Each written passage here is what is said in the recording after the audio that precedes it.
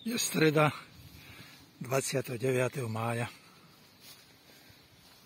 Takto vyzerá vinica.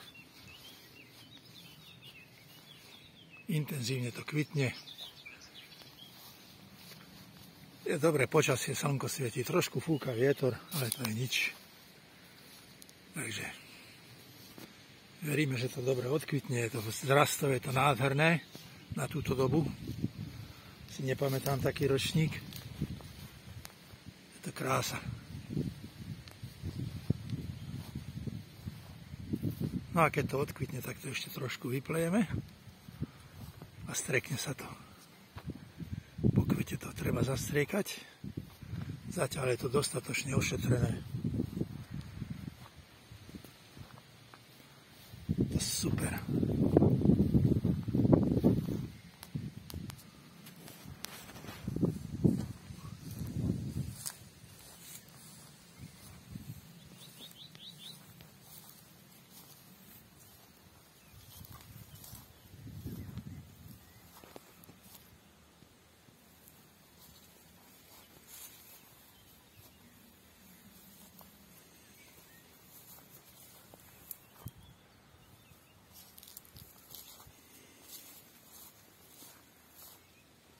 Bude to treba aj zašarabovať, pretože naposledy som striekal, to bolo 25. na Urbana. Minulý týždeň sobotu bolo tu blato, som sa boril v blate, ale bolo to treba pred kvetom streknúť.